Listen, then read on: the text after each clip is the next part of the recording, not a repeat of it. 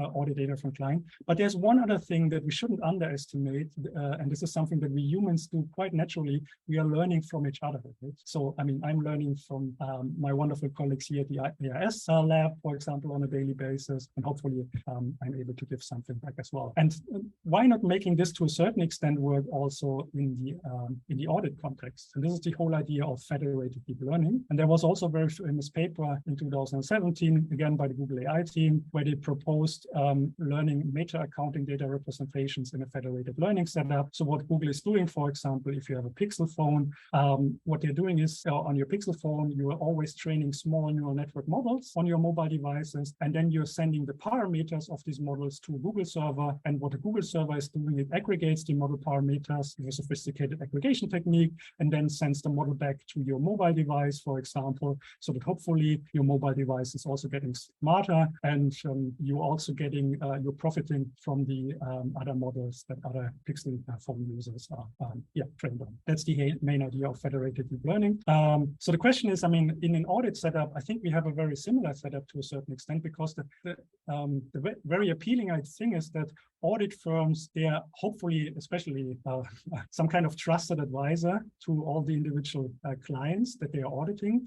And very often we are also auditing clients in a similar industry. So the question is, can't we leverage this knowledge, or isn't there maybe some meta knowledge that we can learn and extract of all these individual models that we are training here at those individual clients? And what we want to achieve is we want to learn these models without violating data privacy or data confidentiality, which is of course a very important topic in auditing nowadays, or was as always. And the only thing that we are sending basically to the audit firm, for example, is not the data that is residing at the client side, but we are sending the model parameters or the update of the model parameters, for example, to an audit firm. And the audit firm is then aggregating these model parameters to learn a model that hopefully helps them in the audit of all the individual clients and achieves a higher performance. Well, this works to a certain extent. So what we did, for example, and this is again a small first baby step towards the direction, is we took, for example, data sets of 3 different cities, and this data set contained global anomalies. So these are anomalies that are really different from the data populations of the individual cities. We used a federated learning framework that we adopted extensively for this purpose on a coding level. And then we have been able to show that, for example, in comparison to baseline models, if we would just, for example, train a model on the single data that we have at a particular client, by using this federated learning setup, we have been able to achieve a much higher detection rate of the global anomalies. Well, this is definitely not the end of the story. One other thing that was recently also discovered 2 years ago, or at least published, was the whole challenge of data leakage attacks, where researchers, for example, investigated that based on these highly parameterized models that we're learning with deep learning nowadays, you could maybe extract some training data, original training data, out of the parameterization of this model. So these are the so-called data leakage attacks. And then also other researchers by NVIDIA AI showed that even based on the gradients, it might be possible to re-engineer some of the training data. So this is a real challenge, and of course, for us, if we want to use a federated deep learning setup in an audit context, because maybe it might be possible, even though we are just sharing the model parameters, maybe based on the model that we are redistributing to another client, then maybe there's a chance of maybe re-engineering hypothetically some of the data sets of another client or some of the data sets. So one thing that we applied to mitigate this is also we applied the idea of split layer parameter sharing.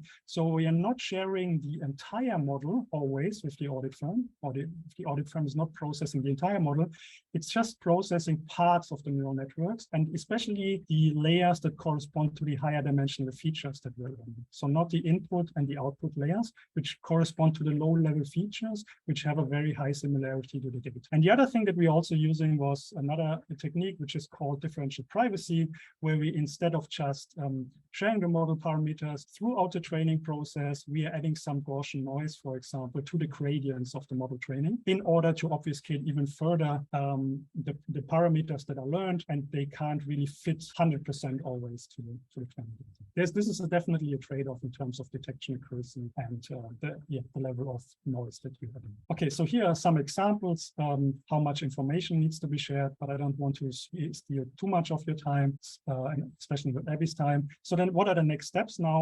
And I framed it here towards the AI auditor question mark. So what we want to do now in the next step is really combining, for example, the continual learning idea and the federated learning idea, so that hopefully in the future, we will be able to continually learn in a federated learning setup from different audits. So that would be ultimately a challenge. But this is quite tricky, to be honest, because you have a lot of model interference between the different clients, and there's the challenge of model drift that needs to be accomplished, and of course, again, the challenge of catastrophic forgetting.